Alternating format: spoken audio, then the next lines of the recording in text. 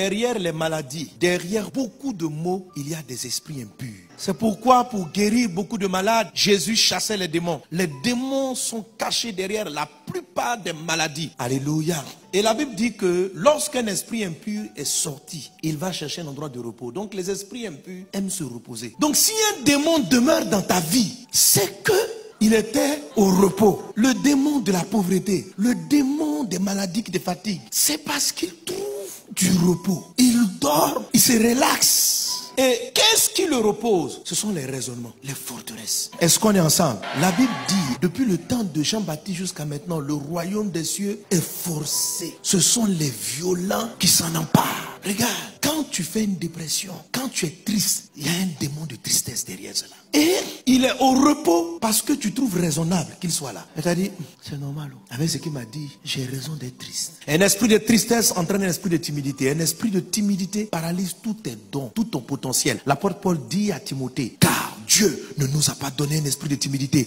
mais un esprit de force. Tout ce qui n'est pas la force, toute personne qui manque de courage, qui manque d'audace, qui a des idées qui ne les exprime pas, qui a des dons qui ne les exprime pas, ça n'a pu ne pas être une possession où les démons t'agitent, mais il y a un démon qui trouve du repos dans un système de pensée où tu justifies ton caractère timide. L'esprit de timidité est un esprit muet. Un esprit muet, quand le temps arrive de déclarer ce que tu vas déclarer, tu ne vas pas déclarer. Quand le temps arrive de parler la parole de la foi, tu ne parleras pas la parole de la foi. Tu seras toujours paralysé et il va t'empêcher de manifester les choses que Dieu t'a données. Est-ce qu'on est ensemble? Tu dois te révolter. Je suis en train de te dire que quand une maladie est dans ton corps, la Bible dit par ses meurtrissures nous avons été guéris. Tu ne dois pas donner du repos à la maladie en étant là, c'est ma maladie. Quand tu dis c'est ma maladie, ça veut dire quoi c'est ma maladie? Parce qu'il n'y a aucune maladie dans le Christ. Dieu ne t'empêche.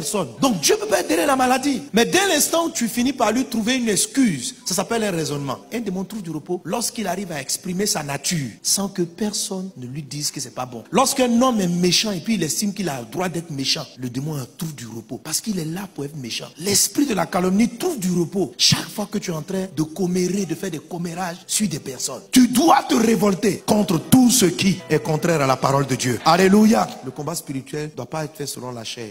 Même quand ton corps est fatigué par la maladie ou par des choses, même quand tu sens que vraiment tu n'as pas envie de pardonner, tu dois te dire, la pensée qui me donne un raisonnement de non-pardon, ça peut pas être la pensée de l'esprit. L'esprit ne peut pas entretenir en moi quelque chose qui va excuser ou bien qui va donner une raison à ma colère ou à ma haine. Tu dois te dissocier des sentiments de la chair et te lever et puis dire, ça c'est pas de Dieu. Arrière de moi Satan. Arrière de moi pensée impure. Amen. La puissance qui va agir, ce n'est pas parce que tu es fort physiquement. Ce n'est pas parce que tu fais quelque chose qui est logique. C'est parce que simplement tu obéis à Dieu et tu déclares les choses que Dieu demande de déclarer que les plus grandes forteresses vont tomber. Les forteresses ne sont pas des choses qui tombent parce que tu vas faire un calcul scientifique. Ce raisonnement-là, je l'ai depuis que j'ai 4 ans. J'ai toujours été peureux. Tu n'es pas peureux. Le courage de l'esprit de Christ est en toi et ce sont des choses que tu dois affirmer. Et quand tu vas le faire, la forteresse va tomber. Donc les forteresses là, ce sont des raisonnements. Ce sont des logiques de pensée. Est-ce qu'on est ensemble? Lorsqu'on dit raisonnement, ça veut dire quand tu enchaînes ce système-là, tu trouves que tu as raison. C'est ce qui fait que les démons la restent longtemps. On justifie, on excuse son état. Quelqu'un est malade, il va expliquer que non, c'est normal. C'est anormal. Dès l'instant où tu vas te dire que c'est anormal et que tu vas agir, non seulement Dieu va te donner l'autorité pour chasser, mais si l'esprit veut te conduire vers un remède, il aura la force, la puissance de te conduire vers le remède contre cette maladie. Il y a des vérités que Dieu te donne, mais le raisonnement là t'empêche d'accepter cette vérité. La Bible dit, si tu te mets en colère, que ta colère ne dépasse pas le soir. Il y a beaucoup de gens qui ont dormi hier nuit avec une colère. Et il y a une raison que tu utilises pour justifier pourquoi tu as dormi avec la colère. Tu expliques d'une manière logique. Est-ce que tu sais que derrière cette raison se cache un autre démon qui n'a rien à voir avec ta colère? C'est celui-là qui fait que tu as mal aux yeux. Il est venu s'asseoir et il te donne des problèmes d'yeux. Tant que tu vas continuer à dire que tu as raison de dormir avec ta colère, tu continueras d'avoir ces problèmes d'yeux. Quand les forteresses sont assez hautes là, même quand on prie, tu tombes pas. Oui, sérieux. Il y a des gens qui sont là, ils savent pas qu'il y a des démons. Ils savent pas que c'est les démons qui les mettent en retard. Ils savent pas que leurs affaires ne marchent pas parce que c'est un démon. Il y a un démon qui gâte tous tes produits. Tu as des belles idées. Il y a un démon de pauvreté qui te poursuit et il est caché derrière une raison. Ce sont tes paroles. Dieu dit change ton langage. Tu parles toujours très mal aux gens. C'est un démon de mal parler qui est derrière ta langue. Et quand tu dis mais pourquoi tu as parlé, tu donnes la raison. C'est parce que l'esprit est venu s'établir. Il sait que le nom de Dieu là c'est la première fois. Et il a mis, la Bible dit, et des hauteurs. Donc la présence, l'onction dans la salle n'a aucune incidence sur ces personnes. La maladie ne part plus, la maladie est établie. Ils arrivent au programme, on prie pour les malades et il ne fait pas être guéri. Parce qu'il y a une forteresse. La Bible dit, des hauteurs qui s'élèvent contre La connaissance de Dieu. Vous voyez déjà, les messages ne leur disent plus rien. Tu as beau expliquer. Aime ton prochain. Amen.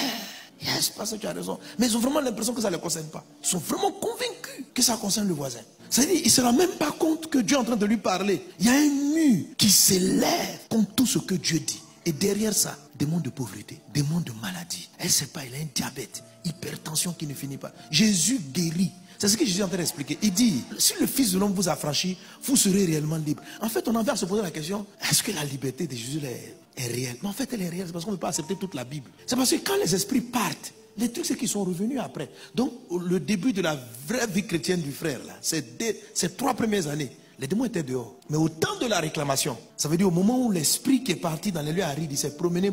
La réclamation, c'est quand il revient. Il observe.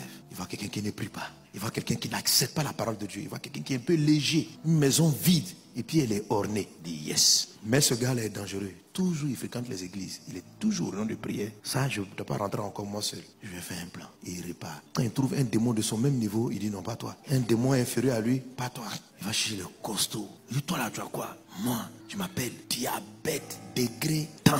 Toi, moi, c'est myopie. Et toi, je m'appelle pauvreté excessive, galère. Et toi, destruction d'entreprises et de projets. Et toi, jusqu'à 7. Les gars, venez. Et ils s'en vont. Et ils rentrent. Et ils s'installent dans une maison. Les murs de la maison, là, est-ce que la Bible appelle les forteresses? C'est constitué de quoi? De raisonnement, d'explication, de justification de ce qu'on n'aurait pas dû justifier. Des murailles d'orgueil. De moi, ça fait 20 ans que je suis dans la chrétienté. C'est nous, on a bâti ici. Derrière ta raison, là, Satan domine ta vie. Est-ce que toi-même, tu vois pas, quand tu fais le bilan de ta vie, est-ce que ça ressemble au travail de Jésus? Ça fait 10 ans que tu es dans l'église. Est-ce que tu ressembles à quelqu'un que Jésus visite? Quelle est cette vie-là? La Bible dit, vous reconnaîtrez un esprit à son fruit. Est-ce que le fruit, c'est-à-dire le résultat de ta vie, ressemble au travail du Christ? Tu dis que tu es dans une épreuve, tu es sûr. Alors, la révolte là, c'est nous révolter contre des systèmes de pensée qui justifient les mauvais fruits de nos vies, qui justifient nos colères, qui justifient pourquoi tu déprimes. Qu'est-ce que tu donnes comme raison valable à la pauvreté? Non, mes affaires ne marchent pas parce que mon papa ne m'a pas aidé, mon oncle. Tu es fâché contre ton oncle. C'est ça ta raison de pauvreté. Le démon est caché derrière ça. Que oui, j'avais commencé une affaire avec un tel et il m'a escroqué. Et depuis là, tu lui en veux. Donc cette raison-là, c'est suffisant. Et il se cache derrière en te faisant demeurer dans la pauvreté. Il faut continuer à raisonner. Tu dois être capable de dire non, ma vie ne dépend pas de ce monsieur. Ma vie dépend de Christ. Qu'il ait pris mon argent ou pas, j'ai fait une erreur. J'ai demandé à Dieu pardon, mais je dois avancer. Je refuse. Il faut que tu avances. Amen. Tes pensées ne sont pas les pensées de Dieu, mais celles des hommes. Autrement dit, Satan s'est caché derrière un raisonnement logique humain. Mais Jésus a détecté que derrière la logique de Pierre, qui est en train de lui dire, va pas à la croix, se trouve Satan. Mais lorsque Pierre a parlé, c'est pas qu'il est tombé comme ça agité. Et puis quand je lui ai dit arrière de moi Satan, Pierre n'est pas tombé. En fait, le diable et ses effets étaient cachés derrière une logique, derrière une manière d'analyser les choses. Comment vous distinguez qu'il y a un système de pensée qui n'est pas celui de Dieu? Comment on reconnaît un faux prophète ou un esprit? Par son fruit. C'est quoi le fruit de l'esprit? C'est la paix. Donc s'il y a un système de pensée qui crée en toi quelque chose qui trouble ta paix, c'est un démon. En tout cas, il y a un esprit qui te parle. C'est-à-dire, une fois que tu es là, et si ça t'arrive, attention, hein, la maladie là, le mal là, c'est à moi-même qui veut venir comme ça. Mais tu dois t'arrêter, puis te tenir devant cette pensée-là, et puis crier comme Jésus. Pierre l'a pris en aparté. La Bible dit, Jésus s'est retourné, il a regardé le public, et puis il a tourné. Arrière de moi, Satan, sors de cet homme. Tu dois crier, tu dois être fâché. Quand tu entends ça, tais-toi.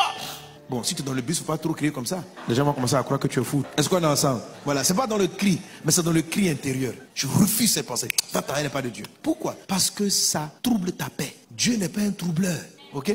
L'Esprit de Dieu, comment tu sais qu'il agit? Lorsqu'il parle, il y a la paix. Mais une voix qui va t'expliquer pourquoi ta vie est triste et malheureuse. Ce que tu entends, ce n'est pas toi. C'est le diable qui est en train de te parler. Donc quand un esprit vous parle, il résonne comme si c'était toi ta pensée. Tu entends un jeu, puis tu entends une voix qui dit intérieurement, je suis trop triste. Et pourquoi il m'a parlé comme ça? Voilà ce que tu entends. Mais ce que tu dis là, c'est pas toi. C'est l'esprit qui t'auto-suggère. Et il utilise la première personne comme je. Et comme tu entends ça dans ta tête, tu crois que c'est toi. Ce n'est pas toi. Toi, tu marches avec Jésus. Quand même quelqu'un t'a fait trop mal là, tu pardonnes. Donc la voix vient dire en toi, comment il peut se permettre de me parler comme ça? Ce n'est pas toi. Alléluia. Donc lorsque ces choses-là arrivent, la colère, ce n'est pas Dieu. Ce n'est ni toi. C'est un esprit. Pierre pensait que c'était sa pensée. Je lui dis, Pierre, je vais t'expliquer. Ce que tu viens de dire là, c'est un raisonnement humain derrière lequel est caché Satan. Toi, tu n'es pas nerveux, tu n'es pas coléreux. Dieu t'a créé doux.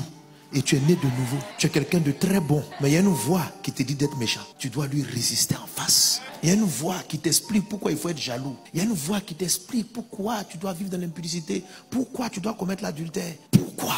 Il y a une voix même qui vient même exciter ta chair pour que tu tombes amoureuse du mari de quelqu'un. Tu dis, parce que je ne fais pas exprès. Je l'aime. Tu ne l'aimes pas. C'est un démon qui est posé et qui manifeste un attrait. Et c'est derrière une forteresse. Des démons qui bâtissent de grandes forteresses. L'esprit d'homosexualité. Il a des forteresses terribles. J'ai rencontré un frère. C'était une femme, voilà, qui est devenue un homme. Depuis qu'il était enfant, il entendait une voix. Et le démon a commencé à travailler. Qui lui disait en lui, en fait, tu n'es pas une femme. Tu es un homme. Et le démon a commencé à le mettre mal à l'aise dans son corps. Le démon lui explique que son corps, c'était une erreur de la nature. De le fabriquer femme. Famille chrétienne. Il a lu des livres, il a bâti un système de pensée. Et en tant qu'homme, elle ou il s'est marié. Et nous, on priait ensemble. Et puis, il était dans une église réveillée. Mais personne ne savait. Donc, on prie, on appelle l'onction. Nous aussi, il prie, il va au croisade, tout ça. Pendant des années. Parce que plus tard, il s'est donné à Jésus. Mais pour lui, c'était normal. Et puis, Dieu a commencé à parler à certains pasteurs, faire des flashs. Plus tard, un jour, il a dû venir confesser. Il a reconnu. Mais au début, il s'est dit, c'est parce que vous ne comprenez pas. Mais vous savez, tant que la forteresse était là, on n'arrivait même pas à toucher le démon qui lui avait parlé. Et quand il a commencé à admettre que Dieu ne se trompe pas, s'il t'a créé femme, il t'a créé une femme. Et un homme ne couche pas à un homme. Ce sont des démons dans l'air qui créent ce genre de sentiments, de pensée. Et quand il a admis, il s'est repenti. Les démons commencent à se manifester. Malgré toutes les réunions de prière qu'il faisait auparavant, la forteresse cachait ces démons. Mais lorsqu'elle a été brisée, il a été délivré. Il est reparti à l'hôpital. Il est redevenu femme. Et Jésus l'a délivré. Alléluia. Alors, je veux que tu chasses dans le nom de Jésus tout ce qui a pu entrer dans ta vie. Je ne sais pas quel est le raisonnement. Pendant que je parlais, le Saint-Esprit a dû toucher un type de raisonnement qui bloque certaines choses dans ta vie. Tu dois agresser ce raisonnement. Tu dois dire, ce n'est pas de Dieu. Je te repousse, je te résiste, je te brise. C'est toi qui peux briser la forteresse. Alors, tous ces esprits de misère, de pauvreté, de célibat qui s'étaient abrités derrière ces forteresses seront exposés à la puissance du Saint-Esprit et ils sortiront à la puissance du Saint-Esprit. Et tu seras délivré de cette maladie qui n'en finit pas, délivré de cette misère qui ne finit pas, délivré de ces œuvres ténébreuses qui n'en finissent pas. Rekata rabababa shota rababros.